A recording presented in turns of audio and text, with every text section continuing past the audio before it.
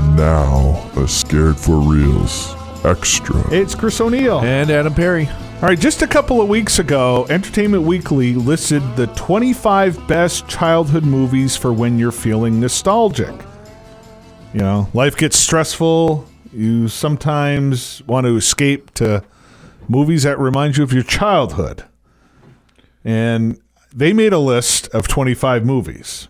I took a look at this list, Adam, and I'm like, I'm just going to reflect on the movies I watched when I was a child. These were kind of within like a 40-year time span. I really got into movies when I was like 5 or 6, and I was starting to watch movies that were made outside of this time frame, and I'm sure you did as well. Yeah, you sent me this article. I looked it over, and I saw the list of the movies, and this is an interesting concept. I think this is going to be a fun episode to do today, something a little different than what we normally do. Yeah.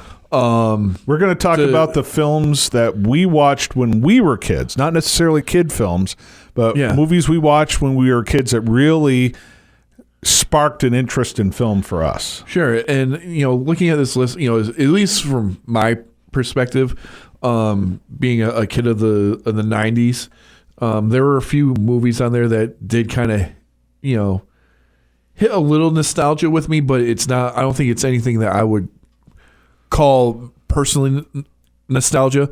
Like Space Jam, like I remember that fondly. The Goofy movie, I remember that. E.T. Oh yeah, E.T. Like literally, what my parents bought the VHS. It was, I think it was 86, 87, or maybe a little bit beforehand. They bought the VHS. I was going in the closet and I see E.T. up there. I'm like, oh, what's this? My mom's like, that was supposed to be a Christmas gift for the whole family. So I didn't mean to find it, right? You know, but it was one of the earlier movie memories I've had. But it doesn't stand out as sparking an interest for movies for me. It's a great movie. I've seen it several times since, but it's not like one of those movies that I looked at when I was a kid. Wizard of Oz was one that probably stuck out more for me than E.T. on this list, anyways. But I want to. There any movie from this list, Adam, that made your list? Looking through this list, I see movies that I watched growing up, but I don't know if I would throw them per se into my nostalgia. So let's talk about your nostalgia. Pick your first. I mean, Goonies would come close. It's number 16 on the list. Yeah. I don't know if it would make the list. All right. I actually just number 19. We'll start with this. The very first movie I ever saw in the movie theater, Mighty Ducks. Wow. That hits me. That's nostalgia for me right there. Okay. It was the very first movie I ever saw in the movie theater. The original Mighty Ducks. I still love that movie to this day. I watch it every once in a while with my son, who he's a big hockey fan. Oh yeah. Does he play hockey yet? Or? Well, we haven't had him on the ice yet, but he has his sticks and pucks, and he likes to dribble the puck around the dining room and stuff like that. So he's getting ready. He loves going to our local Thunder games and stuff like that. So Mighty Ducks is the first movie on your list? Yeah. The no particular order, but going off this list from this article, the original Mighty Ducks, I love that movie. Mm-hmm. And again, first movie I ever saw in the movie theater. Who doesn't like hockey? Hockey. Hockey. I'd rather play it than watch it. Yeah, unless you just don't like sports in general. I can't watch sports. I don't mind playing certain ones, but I just to sit down there and watch sports. Yeah, it puts me to sleep. Right, it really does. It bores me. But when I'm playing the games, it's actually more fun. Sure. The original Mighty Ducks. Just a band of misfit hockey players, and then you throw Emilio Estevez in there. I don't think it was planned on being a professional hockey team, but then they became. Well, it was so successful. Yeah. Disney bought a team in Anaheim and named them the Mighty Ducks. Right. It still stands to this day. Honestly, just haven't watched it recently. Again with my son. It really is surprising that a movie from the early '90s that. The message of just never giving up and believing in yourself and The comedy where, I mean, everybody's been a kid at one, and messed around and goofed around and Right.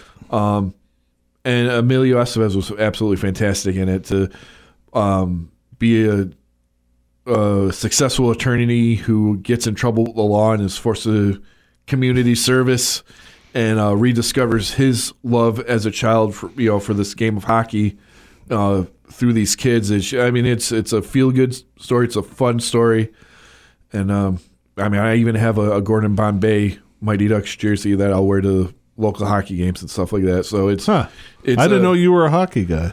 I'm not a big NHL fan, but I love going to live hockey.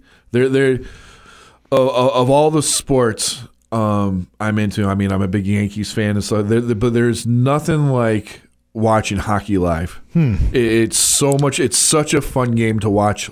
Sit in an arena, ice arena, and ice rink, and just watch them fly around that ice. It's just incredible. So Mighty Ducks is your first one on the list? Yeah. Again, my list is in no particular order, but nostalgia, the very first movie I ever saw, the Mighty Ducks. Interesting. The first movie I saw in the movie theaters was the 50th anniversary of Snow White and the Seven Dwarfs. Oh, wow. That's not on my list, but that was my first cinema-going experience. Now, by the age of 5, I'd seen, Godzilla, some of the Godzilla movies, King Kong. King Kong is on my list. And I'm kind of bouncing around here because I had that number 6 on my list because I didn't really become obsessed with King Kong and Godzilla until a little bit later. The first set of movies I saw, which made me like, wow, and the first filmmaker I literally paid attention to, knowing directed by, all that kind of stuff, because I never really sought that out before. But when I was 7, my father, well, first of all, before The Good, the Bad, and the Ugly, Once Upon a Time in the West, my parents, I think, were at a concert or something.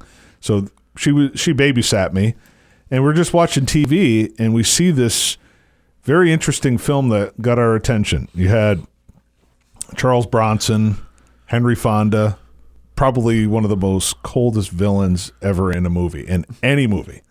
I mean, literally, the scene that makes you take notice is when Henry Fonda's character annihilates a whole family. He just, him and his guys shoot down. I don't know if you've seen this movie.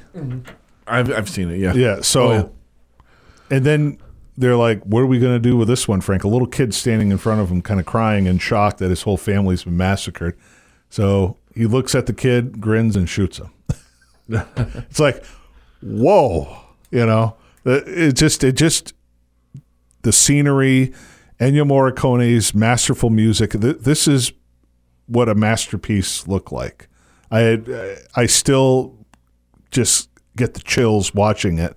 The revelation of Charles Bronson's character at the end, where he's a kid, his brother's standing on his shoulders, and he stands as long as he can until his brother hangs. And it's like Henry Fonda's sitting there the whole time grinning the whole time. Keep your loving brother happy, sticks a harmonica in his mouth, and the harmonica theme plays. Very eerie harmonica theme plays throughout the whole movie. Charles Bronson, people can say Death Wish is his best movie and stuff, but this movie fit the Charles Bronson persona. You never see Charles Bronson walk into the frame. It kind of glides in. He's almost like a phantom-like presence the whole movie. Because you don't see, whenever he enters, it's the train goes by and then you see him. Right.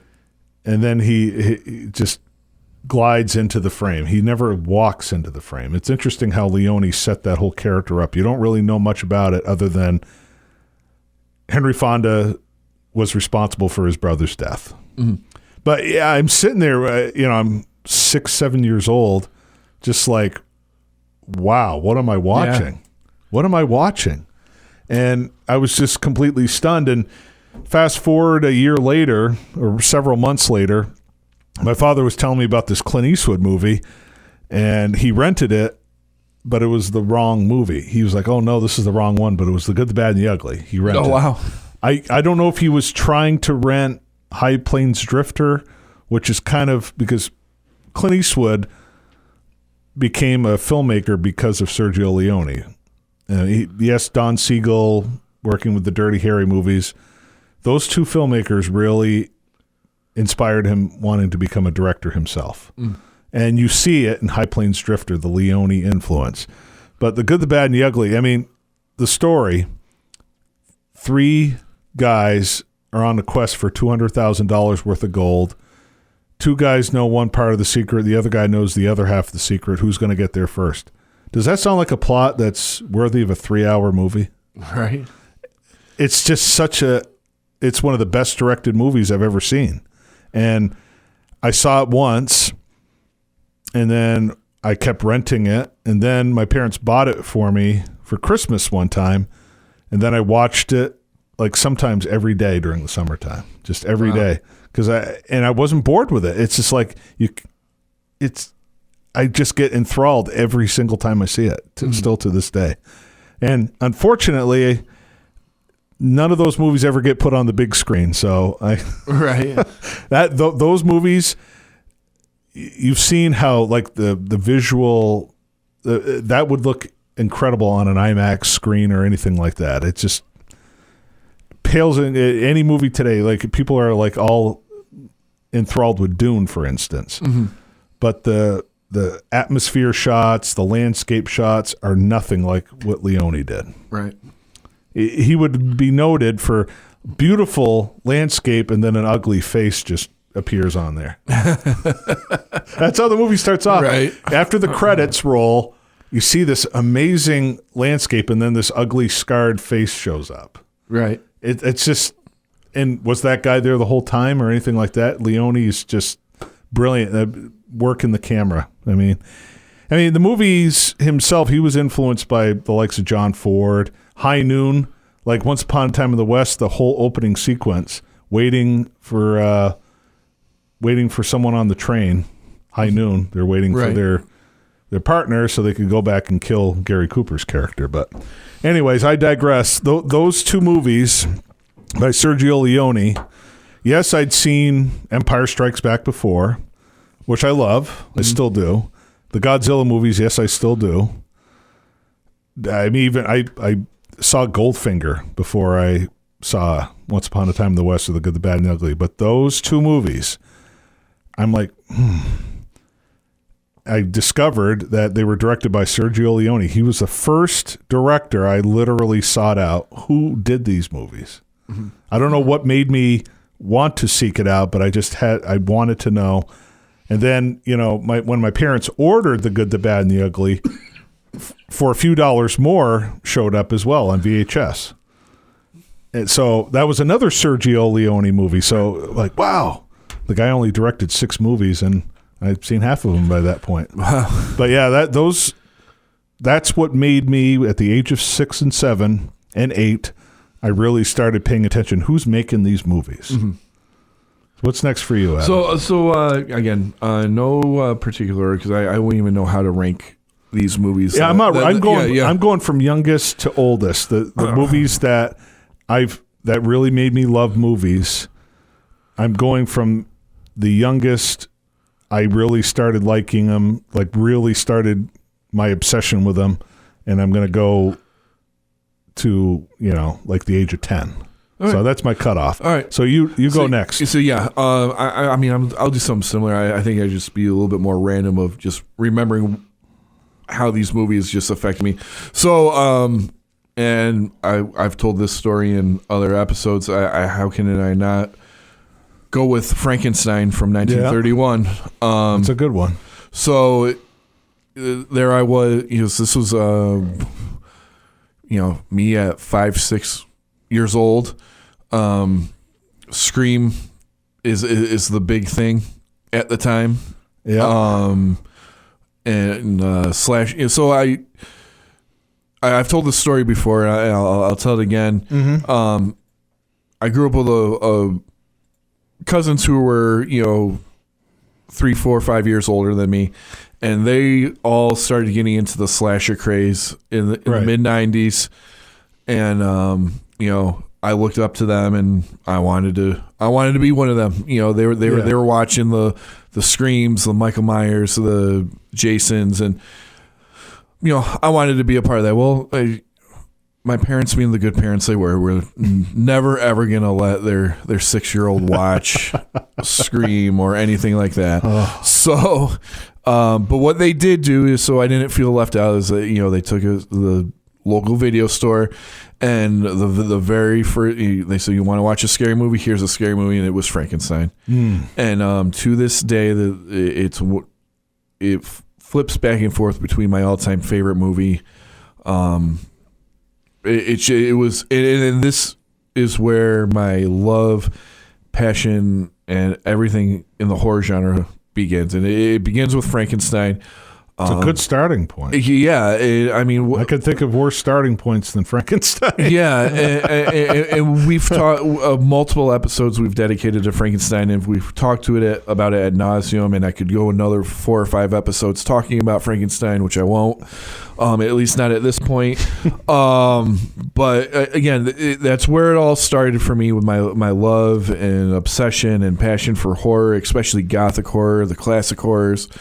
And to this day, I could watch Frankenstein every day of the year, but I make sure at least one day of the year I always watch it on Halloween. It's my tradition. I don't care if it's 11:59 p.m. It will be played on Halloween, and to me that's just my whole childhood and my love of horror just begins right there with Frankenstein from 1931. And my parents wanted me to feel a little bit included with my older cousins. Well, good for your parents. Yep. Good for your parents. And I when I owned my retail store, and I dealt with selling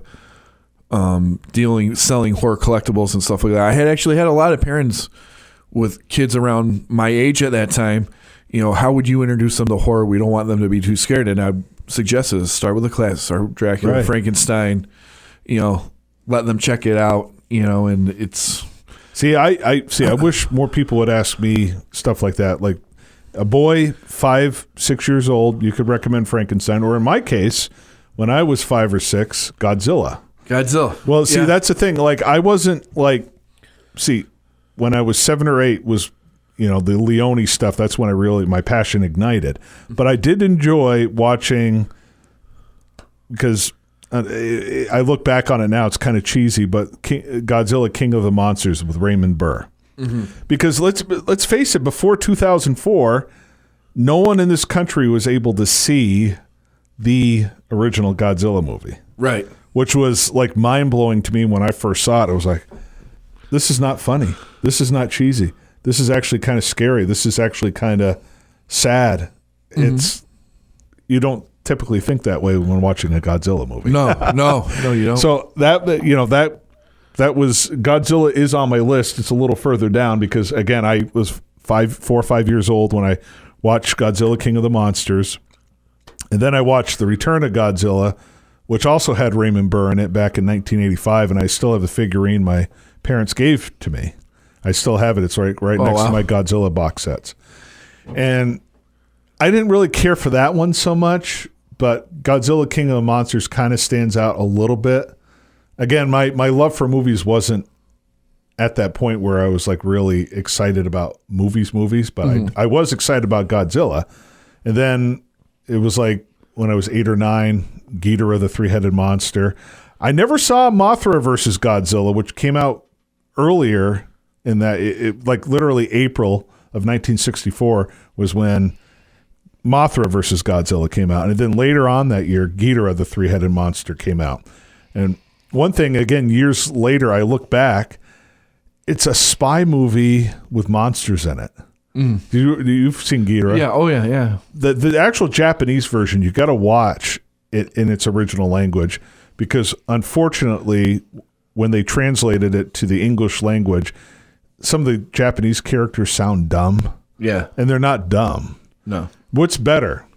I am not from this earth. Remember the princess that gets the alien uses her body as a vessel? Yep. Remember that? Yep. I'm not of this earth. And then the Japanese translation, I am from Venus and I'm going to destroy this Earth. Whoa. Yeah, it's like a completely different story. Yeah. A completely different story. So you got like a whole spy, because the detective has to be her bodyguard, and you've got these Yakuza guys who are after the princess. That's like a whole movie in itself. In the meantime, you've got the Martians or the aliens from Venus who send Ghidorah down to destroy Earth. Mm-hmm. So I always put the Godzilla list on my childhood nostalgia, because even the bad English dubs, I still enjoyed it. Particularly those two I watched the most. Wow. Nice. So that was when I was 5 or 6. Yeah. What's next on your list? So keeping with the discovery of the monsters and that horror genre that I was, my parents allowed me to explore at such a young age. Again, and one thing that really I feel is horrible about this generation, the generation my son's grown up in, is not having the video store. Yes. I mean, just browsing through. Just browsing through. There was. I tell people this all the time, and there was nothing like growing up Friday night after school. It was a weekly tradition. My father would take us to Blockbuster or whatever the local video store was. Right. My brother and I would pick out a couple movies, and then it was pizza or Happy Meal, and man, that was a 90s Friday night for a kid, and what a glorious. Right. And again, the concept of the video rental store. I miss it. I miss it too, and again, even just looking in and reading the boxes, you learn so much. The plastic box, which covered the paper box. Yeah, but again, to be able to pick it up, hold it, read the description on the back. Right. I mean, just stuff that. Again, it's technology is great, but it also sucks at the same time. And it sucks. Missing that part of seeing my son miss that part of growing up, because it was just you took it for granted, but then when you think about it as you're older, how awesome it was to know that every weekend we're gonna get a couple movies, and so with that being said, you always had your favorites that you would rent over and over and over, right? And because you just couldn't get enough of it. Mm-hmm. And so next on my list is going to be one of those movies that, I tried to rent every weekend and was really pissed off when I realized it wasn't there. The Monster Squad. Oh, yes. And I hope this someday you and I will get into a deep dive on this movie. But what a wonderful, underrated teenage horror flick this is. And the rare time Tom Noonan played a good guy. Yes. Yeah. Yes. Because the same year he was in RoboCop. Wasn't necessarily a good guy in that one. So, for those who don't know the Monster Squad, it's basically the Goonies with the Universal monsters. So much better, though. I can watch the Monster Squad 1,000 times. The Goonies, I've seen enough. I don't need to see the Goonies again. But the Monster Squad, there's something special there. Yeah, you had your classic monsters, all the monsters made by Stan Winston's genius company, and re-envisioned the Universal monsters. Brilliant. And then you got a group of kids, again, growing up, you wanted, you had the person in the group that you were, right. And I talked to my brother and friends, I saw myself as the Sean character. I was always the leader in my friends group, and you had the guy who played Rudy. The fun fact is his last name's Lambert, which is my real last name. So we were always cousin Ryan. Talking about, well, and how do you say the guy's last name? Duncan Regar? Is that how you say it? Duncan Regar. The probably best Dracula since Lugosi, my opinion. Well, since Christopher Lee. I loved his Dracula, so I don't know. Well, he was good. I would not put him above Christopher Lee, but It was interesting. He played it seriously, which was perfect because the movie is a horror comedy. Right. Way before Shaun of the Dead, there was the Monster Squad, and it was so much fun. And I don't know how well it did at the box office. I don't think it flopped. Which is like now. I mean, I watched it when I was 9 or 10. Yeah, and I saw it several times. Probably not as much as you, but it was just so much fun. And looking like when you put the Goonies in there, it came out 2 years before the Goonies. I guess there was some inspiration, but I remember the Monster Squad so much more than I do the Goonies. Well, the amazing thing about the Monster Squad is, I mean, it was a flop, and then the Monster Squad, its life came on home video in the video store, just like Night of the Living Dead and all those, and HBO, and that's where I saw it. My parents had HBO, and I recorded it, watched over, drove my parents nuts, But I watched not as much as the other movies I'm going to be talking about, but it was a lot of fun. And you can tell today that it's a movie that grew. With its audience. It's a huge cult following. Huge cult. In 30 years after it's been made, Fright Rags has their own line of Monster Squad T-shirts and merch. Well, they have a documentary that's on the 4K disc. Yeah, it's called Wolfman Got Nards, which was made by the kid who played, I can't remember his name.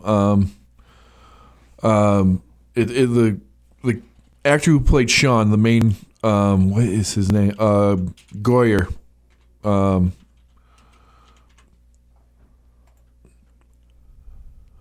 Andre Gower. Andre Gower, yes. I'm so sorry. I can't believe I messed that up. That's okay. But yeah, he directed Wolfman's Got Nards. Did you see that yet? I haven't seen it. It's a wonderful documentary and retrospective of how the Monster Squad has grown over time and what it means to everybody who's come in contact with it. So that's right. Jason Hervey was in it. Yeah. But yeah, Duncan Rieger, I saw there was a TV series he was in called Zorro. Yep. I saw that before I saw the Monster Squad. So imagine me going, whoa, is that the Zorro guy? Zorro, yeah. Yes. So yeah, Monster Squad will be that's a good pick, man. That's a good one. And I'm someday you and I will get a deep dive into the Monster Squad. But one of these days, if you've never seen the Monster Squad, people go find it. It's easy to find. Yeah, I mean, it's everywhere. Shout Factory just last year released a brilliant edition of it. It's a 3-disc set, and the third disc is the Wolfman's Got Nards. Yeah. So it's awesome. It's awesome. Well, that almost made my cut, Adam. It really did. It probably was like number 11 or 12, but I'm going to try to get back into order here. Going back to the age of 7, there's another Western that I came across, again, by accident. It was like my parents allowed me to record, like they get blank VHS tapes, and I was allowed to use it, if I was nice. That was the biggest punishment. Like spankings, taking certain things away never worked. But when my mom took away the VCR, I smartened up a little bit. Yeah. My mom knew how to get to me better than my father. So another Western I discovered when I was the age of 7, again, it was by mistake, it was The Searchers. It was John Ford classic from 1956, a movie that bombed at the time. Now you think John Wayne, John Ford collaborating, they did Stagecoach together, The Voyage Home, all of these, The Quiet Man just like 4 years before The Searchers. I mean, won Oscars and all that kind of stuff. So you think The Searchers, well, The Searchers is a pretty gritty Western. Yeah. Now, say what you want about John Wayne's acting.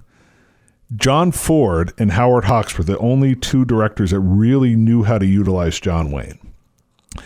And The Searchers was something I was just stunned when I first saw it. Again, 7 years old, you watch this movie about a Confederate guy coming back. It kind of hinted that he's a criminal, he's wanted.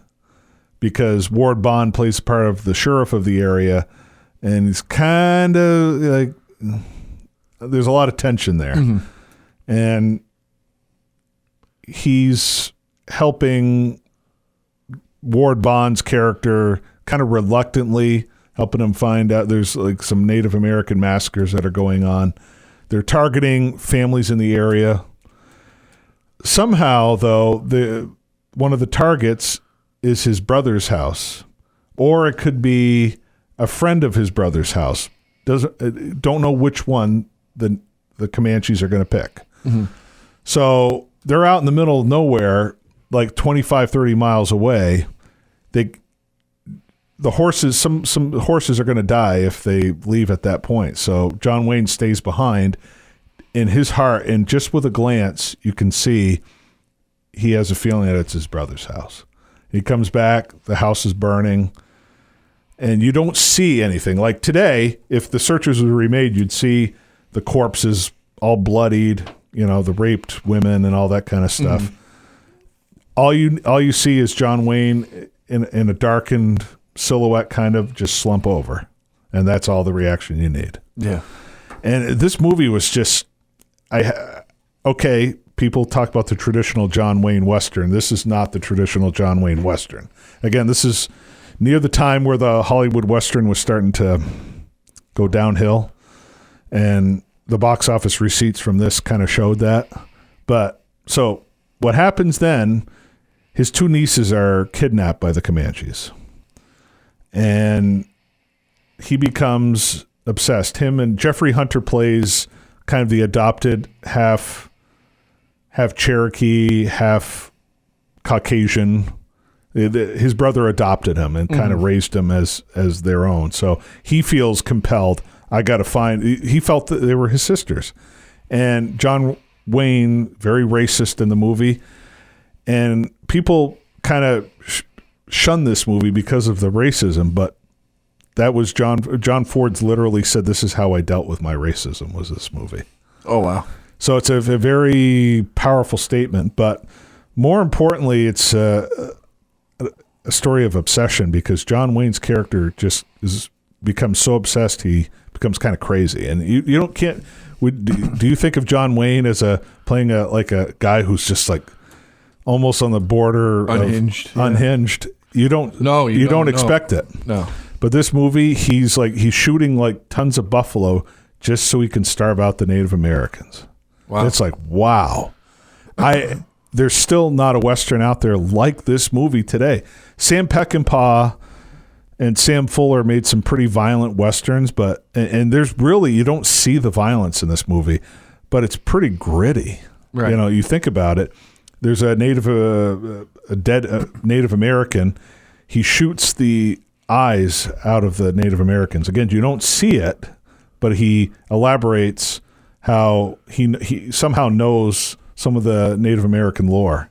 And it's like, so he becomes so obsessed, and I'm going to be spoiling this movie if you haven't seen it, but Natalie Wood plays one of his nieces grown up into a young adult, and she really is kind of taken with the Native Americans, and John Wayne's character is like, all right, we need to kill her. He's about ready to kill his own niece, and I'm not going to tell you the rest of the story because it sounds like you haven't seen this. I haven't seen it. You've got to see it. I know you're not a big Western guy, but I like a good Western. This is about the best you can get as far as American Westerns are concerned. And it's just John Wayne's character becoming so obsessed that he's ready to kill his own niece. And he's ready to kill her. He points a gun at her, for crying out loud. And it's like, you've never seen John Wayne do something like this in a movie before. It's just absolutely mind-blowing. And you were watching this at 7? Yes. I didn't obviously analyze it like I was at 7, but I had not seen anything like it since. Yeah. And everyone talks about the traditional John Wayne Western. That was the first John Wayne Western I saw. Wow. And everyone's like, well, if you're going to see a John Wayne Western that's not like the others, The Searchers is the movie. I saw it right out of the gate at the age of 7. And I just keep revisiting it over and over and over and over again. I watched it on the really wobbly VHS tape over and over again till that was destroyed, and I got it on VHS. I didn't destroy that one. I gave that to my grandparents when I actually got the DVD copy of it. So again, not on 4K yet. I hope it is soon, because I would definitely upgrade that. That's very just cool. One of those movies. It brings back memories of me just being enamored, a 7-year-old kid watching this movie. I wasn't probably supposed to watch it. Again, it was by accident. Yeah. I didn't plan on it, but I was hooked. Yeah. You see something like that, you get hooked. Mm-hmm. Doesn't matter what age. Right. So what's next on your list? All right. So what I gave the Mighty Ducks, Frankenstein, Monster Squad. So right around the time I'm discovering, I'm watching all those movies, and finding my love for horror. I also, being, again, kid of the 90s, another phenomenon hit, and it sucked me in just like it did everybody else, and that phenomenon was called the Mighty Morphin Power Rangers. I was one of the 90s, well, I was a teenager, but I didn't get suckered in. Well, Amy Jo Johnson I found very appealing as a young teenager. Listen, yeah, I think everybody did. That was, if it wasn't Kelly Kapowski from Saved by the Bell, it was Amy Jo Johnson that was kind of your first crush. See, I hated both of those shows, but somehow I remember Tiffany Amber Thiessen, yes, Elizabeth Berkley, and I do remember Amy Jo Johnson. Those, but I hated the shows. Go ahead. Well, so either way, that kicked my love for the martial arts, and started my journey in exploring the martial arts as well. So I would say that the next most impactful movie, for these next couple picks are going to be martial arts themed, and I have to go with 1990 Teenage Mutant Ninja Turtles. Yeah, I saw that when I was 10. And I wasn't wow with it, but it was fun. I watched it several times. And again, it's funny. They say New Line Cinema is the house that Freddie built, and it rightfully is. But when I see the New Line, even to this day, when I see the New Line Cinema intro before a movie plays, so their little credit, I always think of Ninja Turtles, because that's where it started for me. Right. So, 1990, the Teenage Mutant Ninja Turtles. To see the Ninja Turtles in real life, interacting with real people, those costumes and the effects that were done in that movie. Ernie Reyes Jr. Just it's so good, and it's such a lost art today. And the original movie, man, it had its really dark moments. It had some killer martial arts in it, action, but it still kept to what the Ninja Turtles were, which is just fun, martial arts. Good, not taken too seriously, fun, and I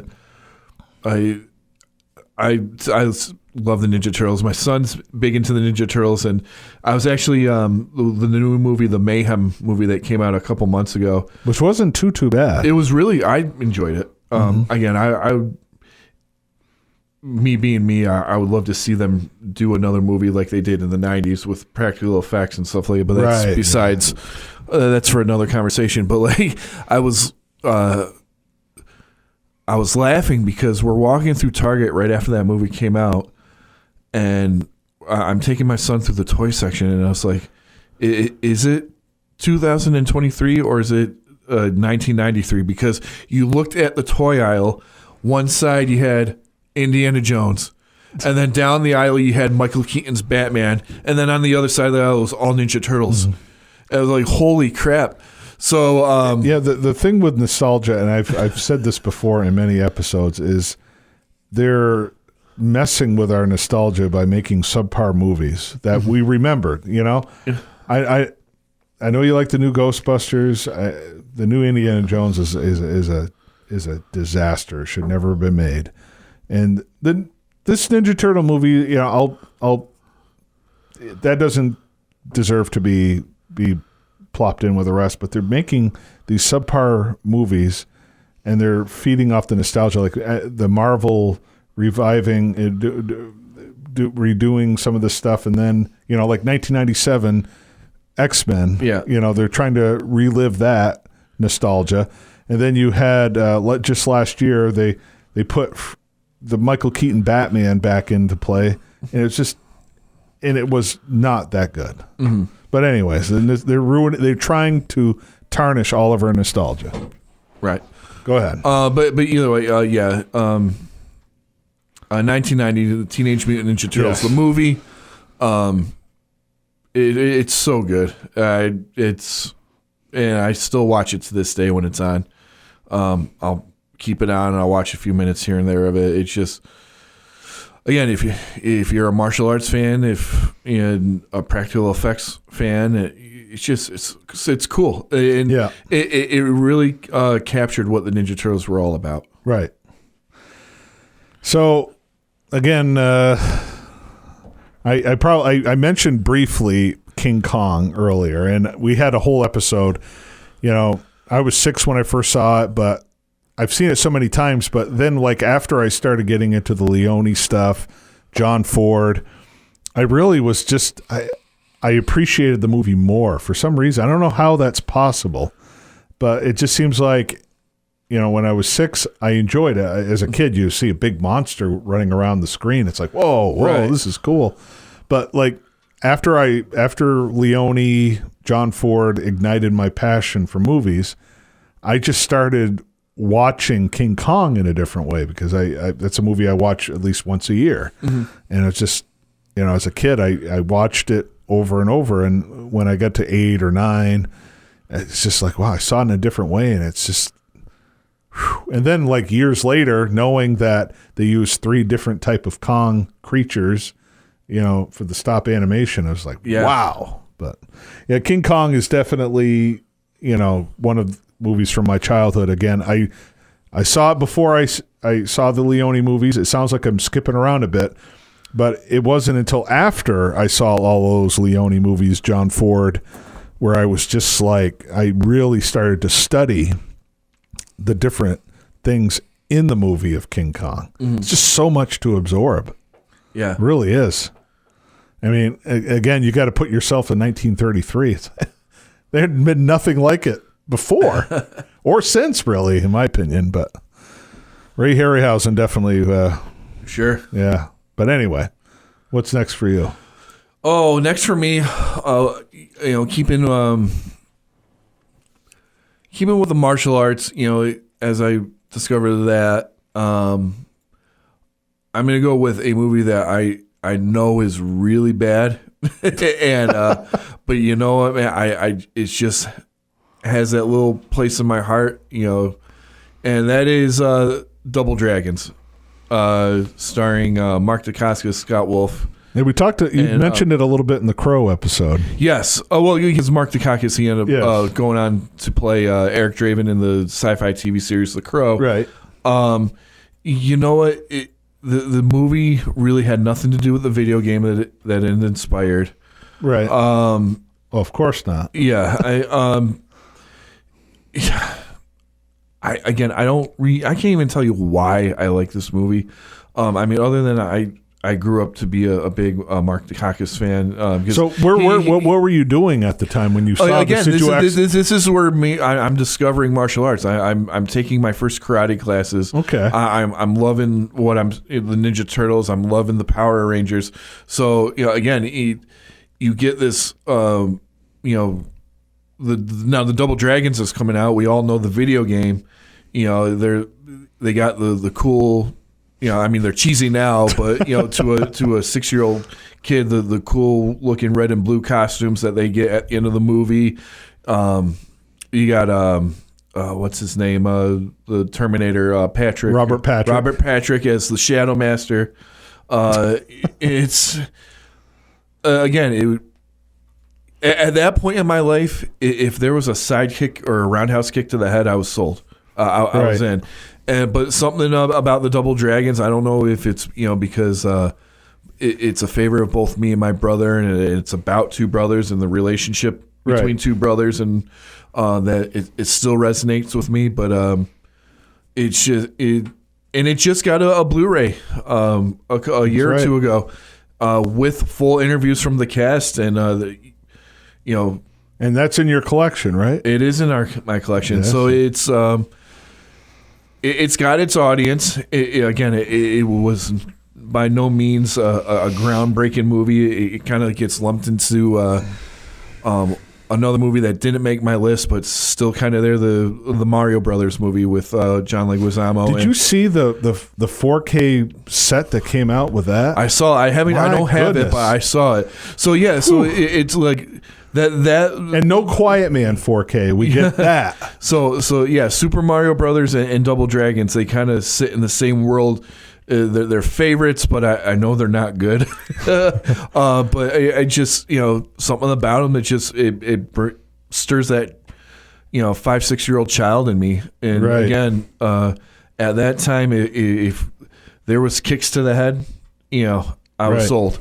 So well. I'm going to keep that martial arts theme because this was an honorable mention because this was pretty close to making my cut. But talking about martial arts and throwing in a lot of Chinese lore, when I was 7 years old, Big Trouble in Little China. That almost made my list. That movie, I can't tell you how many times I drove my parents nuts with that song. Yeah. There's even times where my mom was in the kitchen going, Big Trouble in Little China. John Carpenter's theme. Yeah. Oh, man. Where, again, you don't notice this when you're a kid, but years later, Dennis Yun is actually the main character and Kurt Russell's the sidekick. Mm-hmm. You don't realize that when you're a kid, but what an awesome reversal of roles. Mm-hmm. Kurt Russell is the sidekick, and man, oh man, probably the best sidekick ever in a movie. The lines. Mm-hmm. Have you paid your dues, Jack? Yes, sir. The check is in the mail. He's doing his John Wayne swagger the whole movie. Yeah, and again, the movie bombed. It tanked. It was a disaster. Mm-hmm. And it seemed like most of the movies that Carpenter and Kurt Russell did were disasters. Yeah, I mean. Yes, Escape from New York was a kind of success, but The Thing was a bomb, and so was Big Trouble in Little China. But they all found their audience after. And on home video. Yeah. Because of the video rentals, the old-fashioned video stores. Right. I mean, Big Trouble in Little China I saw on HBO because my parents had HBO, so when I was 7, that movie, I can't tell you how many times I watched it. I drove my parents nuts with that. Mm-hmm. So... Go ahead. So, next one, where are we at? Number 6? Something like that. I'm going to go into the world of Walt Disney. And again, another movie that is probably not on many other people's lists, but I just love it. And again, something I'll still watch today when it's on. Three Musketeers, 1993, starring Charlie Sheen, Kiefer Sutherland, Oliver Pratt, Chris O'Donnell, Tim Curry, Michael Wincott. Mm-hmm. Brian Adams, Sting singing the theme song. It drove me nuts. It's you know what? I love that movie. I love the swordplay. I love the comedy. It's just the classic Three Musketeers. And I think it's underrated for the time. I think it gets overlooked as a 90s cheese, especially with the cast you have in there. But watching it today, to me, it holds up as a fantastic telling of the Three Musketeers story. What about the Three Musketeers with Charlton Heston and Christopher Lee and Oliver Reed? Yeah, but you know what? We're talking about nostalgia growing up. See, I saw that when I was a kid. So yeah, so I mean, my first exposure to the Three Musketeers is this. Yeah, mine was. And I'll tell you what, getting older, and Man in the Iron Mask comes out with Leonardo DiCaprio. I swear, and if you haven't done this and you want to kill sometime, if you watch that Disney Three Musketeers back to back with Man in the Iron Mask, they fit like a glove as far as sequels go. because you can really tell like the Chris O'Donnell. You can see Chris O'Donnell's character growing into that D'Artagnan, as along with everybody else in the. So, Three Musketeers. It's cool. And again, I'm a kid. I love the sword play. I love the action and right. And again, but in growing up and understanding more about the Three Musketeers, it really is a good, solid telling of the Three Musketeers story. Okay. And Tim Curry's, Tim Curry's greatest villain of all time. Well, and look back to 1985. Tim Curry was in Clue. Yeah. And he was also the demon in Legend. It was like, this is the same guy. Yeah. And 5 years before, you got Rocky Horror. Oh, I can't stand Rocky Horror Picture. But still. He was good in it. Yeah. But the movie, I can't watch it again. So going back to my childhood, again, I didn't watch a lot of these blockbusters, but this one was a blockbuster back in its day. And it was one of the movies that I started paying attention to actors. Mm-hmm. And it was Planet of the Apes. So 1968, Charlton Heston. I didn't realize it, but I was really starting to, Ben-Hur, Ten Commandments. I was really on a Charlton Heston roll there for a while.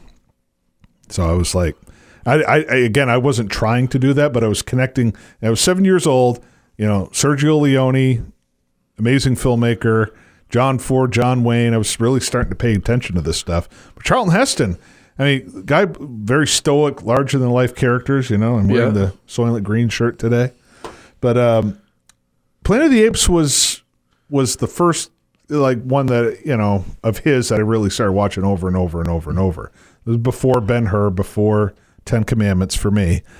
It's just something special about that movie. It was only 7 years old. And again, this was, I just happened to come across it, and my mom rolls her eyes whenever I even mention Planet of the Apes. She's, oh, God, because again, she heard the theme. Jerry Goldsmith's score, by the way, for all of his movies were very inventive. Mm-hmm. The inventive use of percussion in Planet of the Apes was just amazing. But makeup work by Rich Chambers, my goodness. Yeah. But yeah, that movie, it's just, it was on replay all the time. Yep. Is it like like a music playlist? Mm-hmm. You have songs that rotate. Mine, Good, the Bad, and the Ugly, Once Upon a Time in the West, The Searchers, Planet of the Apes, Godzilla, King Kong, and it's like over and over those movies were playing. Right. I can't tell you exactly what I was drawn to, but years later, someone was watching it with me. It's like, man, this is like a Twilight Zone episode. That's because Rod Sterling wrote the screenplay for it. It's probably the greatest Twilight Zone episode ever written. Right. That's my opinion, of course, but I Planet can't tell you. It's so classic. But the ending. Yeah. The ending just, you talk about a curveball. Right. I was here the whole time. It's like, wow, what a revelation.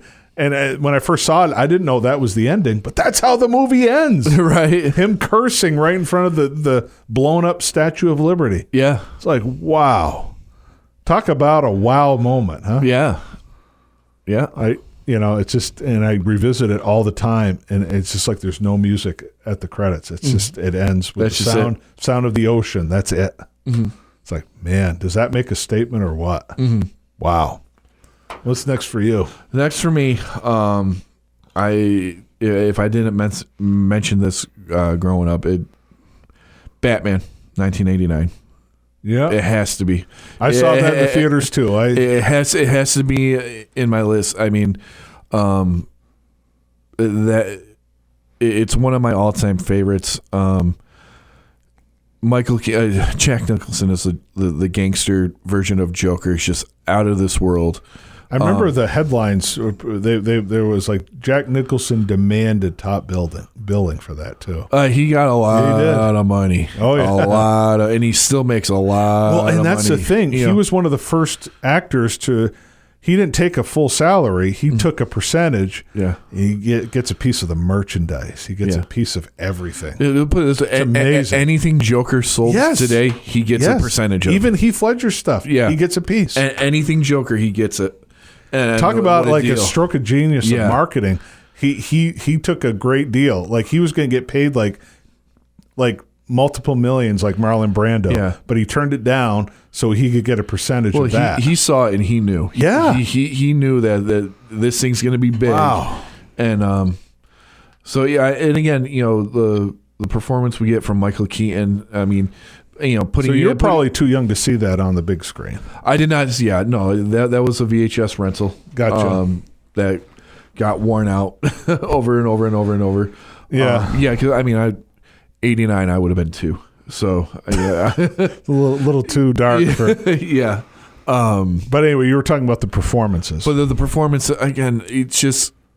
I really don't think to this day that you haven't seen anything quite like that original Batman. It was just because again, and I loved the TV growing up. Watching television. The Adam West syndicated. Boom, pow, bam. So so you're exposed to that. You're exposed to the animated TV show, which was fantastic. See, I never watched that one. It was Mark Hamill was the Joker. In that one. Batman the Animated Series. Which Nicholson got a cut of that too. Anything Joker. Yeah. Jack gets. Yeah. So I don't know. It's just the movie just by itself is just so awesome and so unique, and it's really it's a comic book come to life. The Batmobile is just out of this world. The costumes are just unreal. It's just what can you not say about that original Batman movie from Tim Burton in 1989? It's just, and I've seen it multiple times too. It's just one of the, and it doesn't get old. I mean, it's aged a little bit, but it's still something that you can still just invest in, and it's just still right. Phenomenal. The soundtrack by Prince is great. Yeah, I didn't care for that. That was the only drawback. Now, Prince is probably one of the greatest guitarists ever. Yeah. I just don't like his music, unfortunately. But that's. But I mean, it was just a movie that like it hit all the beats that you would expect out of Batman at the time. I mean, and it I guess I liked it because it didn't try to explain much. It just was what it was. He made it into a comic book. That was the thing about Tim Burton. We've talked about his sets before. I mean, his sets. It's like you're in a real life comic book. Itself. Again, like when you saw like the Batwing and the Batmobile, it didn't have to be explained. It didn't have to look practical. No. It just was what it was. And you saw the action of it. Yeah. So when he like shoots the rope with his bat rope there. Yeah. It explained it right there. Yeah. Without words. So yeah, my next one would be Batman. Awesome. That's not a bad choice. Yeah. So moving along here, I'm like 8 or 9 years old at the time. I mentioned that I love Ben-Hur. I love the Ten Commandments. Whenever I go to the video store, I look at the cover and I read the back. I'm like, Dad, Lawrence of Arabia looks like an amazing movie. He goes, Chris, it's long and you might find it boring. I'm like, well, did you find it boring? He goes, no, it's one of the greatest movies I've ever seen. I'm like, well, I want to see it. And finally he relented, let me watch it. And it's like, wow. It's like you go into like larger than life. You're just like, wow, the whole time. Mm-hmm. You're not saying that obviously out loud while watching a movie, but I finally got to see Lawrence of Arabia on the big screen. That Spectrum Theater that closed. Yeah. I saw it on the big screen, and I felt like I was 8 years old all over again, just watching that. And my father was surprised I actually like it. So I think it was like a couple of years later, I got the VHS, and it was starting to get pretty wobbly, so I think I watched it way too many times. And that's saying something, because when that movie first came out, they chopped 36 minutes out of it. Oh, wow. Because it's too long. Well, thanks to Spielberg and Scorsese, they put the 36 minutes back into the movie, thankfully. And, you know, the way society is right now, Al Guinness playing an Arab and Anthony Quinn playing an Arab. Okay, whatever. It's one of the greatest movies I've ever seen. And I still just in awe of those desert sequences. Have you seen it yet? Oh, yeah. I've seen it, yeah. Oh, it's like, you know, it's like Dad, why did you think this movie would be boring to me? It's like, wow. He goes, well, there's not a lot of action. I'm like, huh. It's like you're just, it's like, wow, this is the place to be. You're like you're playing a hobo running away. This is where you run to. Right. Wow. I still think of that about Lawrence of Arabia. Wow. But if the 4K wasn't so expensive, $45, I'd probably get it. But Lawrence of Arabia, not many 8 or 9 year olds will enjoy that. Right. Maybe not now, but if they actually gave it a shot, you know, because most people don't have 20-inch screens like, you know, our parents did. Right. Most people have 45-inch TVs. Bigger the screen, the more you'll appreciate Lawrence of Arabia. All right. So moving on with, I guess, you know, if Batman was my last one, how can I not mention Superman 78?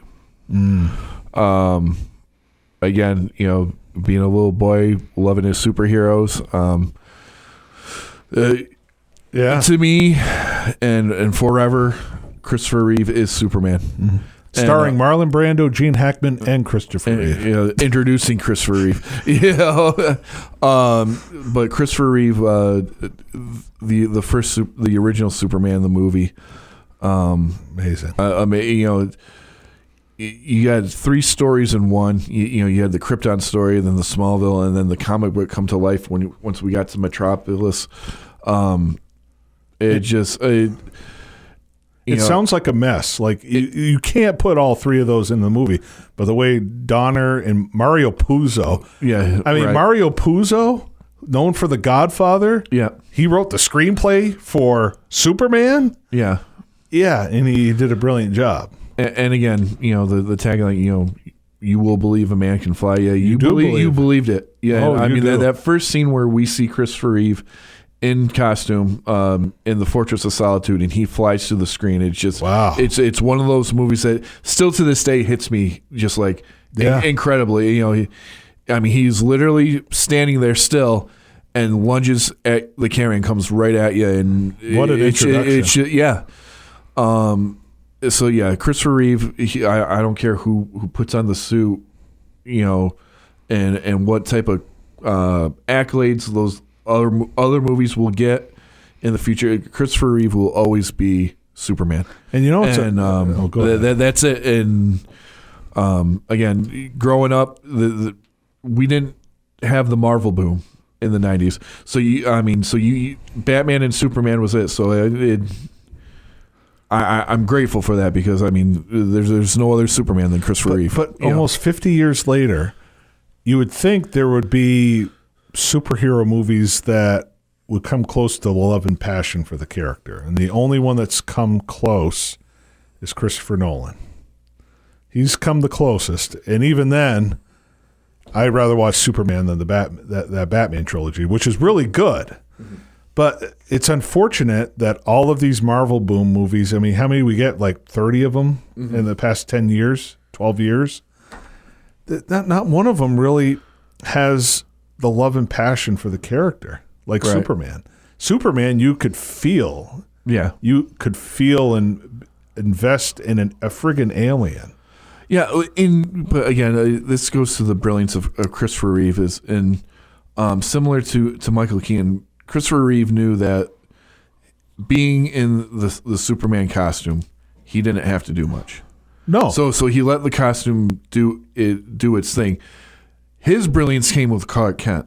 Yeah. He made you believe that these were, you know, even though he was just wearing glasses, He played him two different characters. They were like two different characters. He made you believe that there was no way that these were the same people. He changed the pitch of his voice. He changed his posture. Body language, everything. And for a guy in his first major film role to see that, and I mean, Christopher Reeve was such an amazing and brilliant actor. It's just, what can you say about it? And again, and that's what the brilliance of his performance. It wasn't him being Superman itself. I mean, as a little boy, you see Superman, you're like, Superman. But growing up and knowing movies and studying, you see the real performances in his Clark Kent. He did a great job, but it's also a tribute to, I mean, Richard Donner and Mario Puzo loved Superman. Yeah. You could feel the love, just like Peter Jackson with Lord of the Rings. That's the only thing I can even remotely compare Superman to is the Lord of the Rings trilogy. Peter Jackson and Fran Walsh just loved The Hobbits, Lord of the Rings. You get that impression that Richard Donner just loved Superman. Right. And Christopher Nolan, to a certain extent, loved Batman. But these other comic book movies that they've been churning out, there's no love there for the characters, and that's why no one remembers them as well. Mm-hmm. Superman, almost 50 years old, people still love it. Yeah, they still get moved by it. Yeah, that's when you know you've got a timeless story. Mm-hmm. But anyway, so moving on, I'm getting near the end here. 10 years old, late at night, I'm browsing through the channels, and I see this interesting movie with there's no dialogue. There's just titles being thrown around. It's like, oh, this is what they call a silent movie. Okay. I'd seen the Ben-Hur silent movie, which was pretty cool.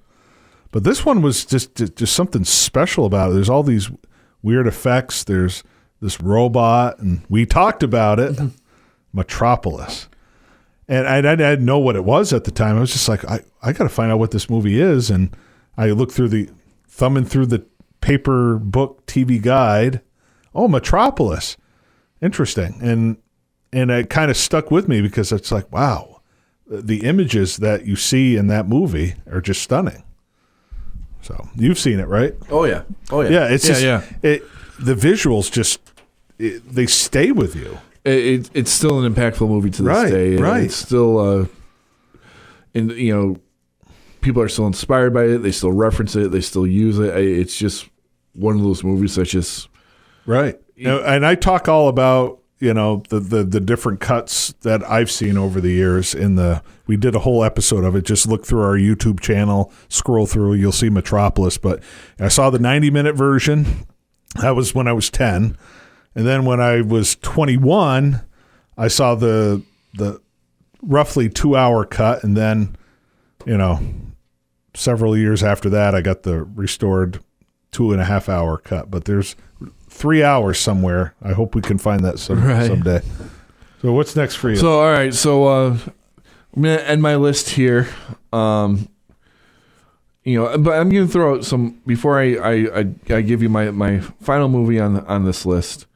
I'll throw out some honorable mentions that were constants growing up with the movie. So honorable mentions that I just didn't put on my list. So Teen Wolf, Back to the Future. Back to the Future. That is still the best Robert Zemeckis movie. I will fight any Forrest Gump fan, and I will die on that hill. Robert Zemeckis, his best movie is Back to the Future. Forrest Gump, overrated. It wasn't bad. Anyway, go ahead. So these are just honorable mentions. So again, Teen Wolf, Back to the Future, Ghostbusters, Raiders of the Lost Ark. Oof. Honorable mention for Raiders? We got to stay with the movies. We're sticking with the movies that really changed, influenced my growing up. But again, I said Ghostbusters, Raiders, The Rocketeer, just The Rock of who? Yes. Jennifer Connelly, Wayne. Man. Wayne's World, movies that I just grew up loving and watched over and over. But to round off this particular I'm gonna end it at the age of 13, and turning on the USA Network for the very first time and watching Halloween. And that blew my mind. It was a double feature, Halloween and Halloween 2, back to back. And watching that original John Carpenter's Halloween just changed the way I looked at horror and horror movies and my love of horror. It was just so impactful. I'll never forget. It was raining. It was Halloween day. It was raining, and sitting in my room midday watching Halloween 1 and 2. Thank God it wasn't nighttime. And I just it rocked my world. And to this day, the original Halloween is my favorite all-time horror movie. It's just what can you not say about John Carpenter's Halloween? Yeah, and me being that movie and the Universal monsters really shaped my fandom in passion for horror, which is why I started with Frankenstein, and while I'm going to end this list with Halloween, and it took my fandom to a whole new level. That's good stuff. So at this point, I'm going to end it. It's the age of 10. I made a deep dive and watched The Godfather. Again, I didn't tell my parents this. They were not too happy, but they were kind of, okay, well, if you can handle it, But, it's just mind-blowing stuff in The Godfather. I know it's not always at the top of your list, Adam, but it's Liz, I'll acknowledge it as one of the greatest movies of all time. It's just not really the type of movie that I go to watch, you know. But it's just the way it's handled, It's like it's not 100% sympathetic, but it's just, here's their life. Here's their life. But yeah, The Godfather is definitely a special place. But there was one movie when I was 10 I really wanted to watch, but I had to wait a year later, so I'm kind of going to the age of 11 here. But at the age of 10, I saw previews for it, and at that point, I watched The Godfather. Again, I've watched probably The Godfather like several hundred times. I saw it a lot when I was a kid because one of my good friends gave me his VHS copy with part 1 and part 2 on it. Oh, wow. So I literally had both of them on an 8-hour VHS tape. And I mean, I watched both of them, but, it's like the first one is, you always watch that one first, and it's the first one I saw. And, my grandmother had the book.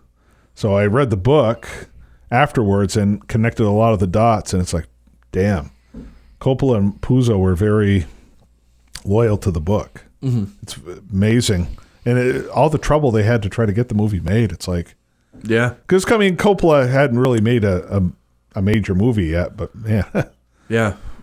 That would start off his 4-movie run, which would end after that. But it was quite the run.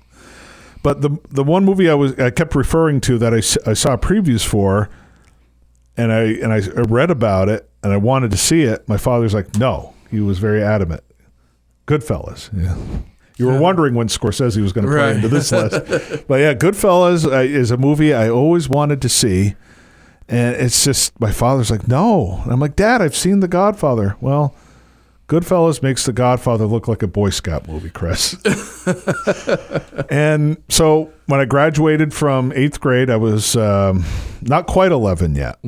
But Goodfellas was out there and JFK. So I bought both of those movies. I'd seen JFK already. I enjoyed it, but I hadn't seen Goodfellas yet. And my best friend was with me, and he's like, go ahead, Chris, go ahead. It's like the devil whispering in your ear. Go ahead, Remember Animal House? So I bought Goodfellas, and I had it upstairs. I hadn't watched it yet. My father looked, he goes, what the he probably threw an F-bomb in there. What the hell is this movie doing here? And he grabbed it and took it, and he goes, I think I was grounded for a couple of days because he was that upset. You look back on it, it's like, come on, but yeah, that was you were 10 years old, 10 or 11. Your parents would probably been like, what? Goodfellas? I don't think so. Yeah, no, yeah, I wasn't watching that. No, but I wanted to see remember it. asking them about Texas Chainsaw Massacre, and then that was shut down quickly. Yeah. See, I saw that when I was 10 years old too. Yeah. But again, it all depends on the maturity, I guess. I didn't see. Maybe you weren't mature enough, Adam. No, I'm just kidding. I just had parents that didn't want to corrupt me too early. Right. Well, let me tell you, Goodfellas. My father was adamant. You're going to watch it with me. I'm like, okay. So it was a good moment. I have memories of hanging with my dad watching Goodfellas for the first time, and I'm also like, wow, you were right, Dad. This is, The Godfather's got nothing on this movie. And I love The Godfather, no disrespect, but Goodfellas probably is the greatest gangster movie ever.